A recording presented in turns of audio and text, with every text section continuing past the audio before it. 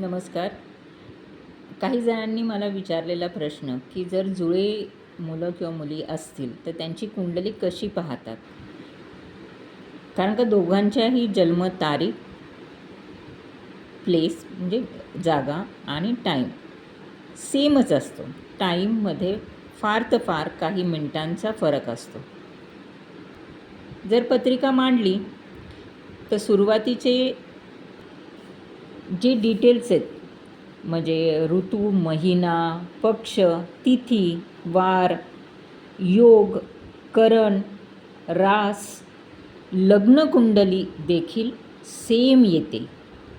पण तरीही दोन जुळ्यांमधली लाईफ अतिशय भिन्न असते. हे कसे?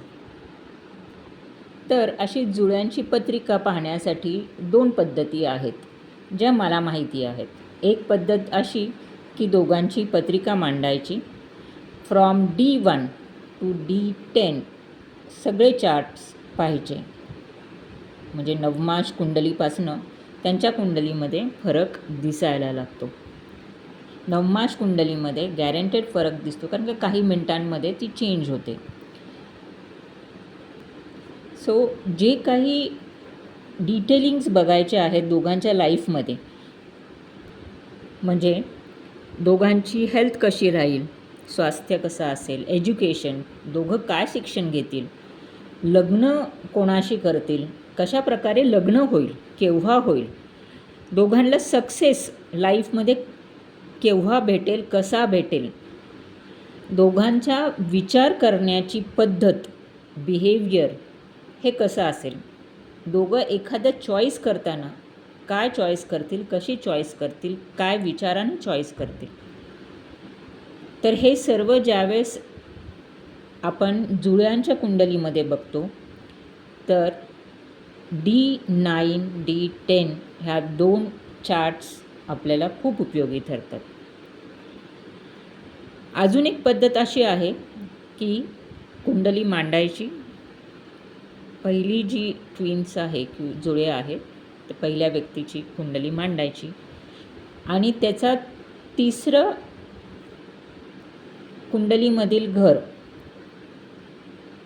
तृतीय स्थानामध्ये जे काही ग्रह आहेत त्याप्रमाणे, किंवा तृतीय स्थान हे त्याचं पहिलं स्थान मानून दुसऱ्याची कुंडली मांडायची आणि त्यानंतर त्याचं ॲनालिसिस करायचं.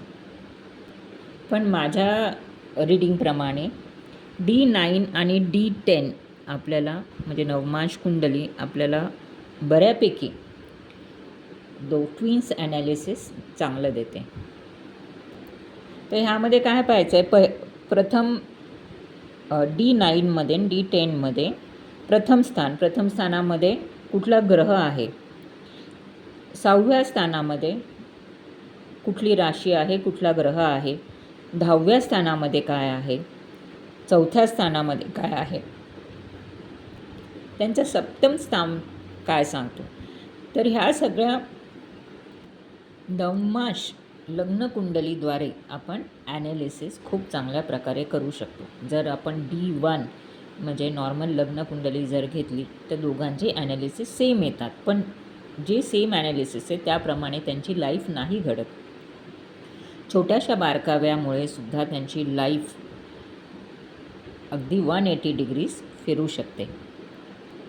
जरी दोघांमध्ये एक ग्रह स्ट्रॉंग आहे आणि त्या ग्रहामुळे त्यांच्या लाईफमध्ये खूप मेजर चेंजेस होणार आहेत, पण त्यांचे कर्म किंवा त्यांचे चॉईसेस, त्यांचे बिहेवियर, त्यांचं थिंकिंग पॅटर्न त्यामुळे ते बदलणार आहेत किंवा त्यांच्या चॉईस, जसं choice of education, choice in marriage, ह्याच्यामध्ये खूप फरक येणार आहे आणि दोघांचीही लाईफ वेगळी असणार आहे. जरी जुळे असतील तरी त्यांचं प्रारब्ध वेगळं असणार आहे. धन्यवाद.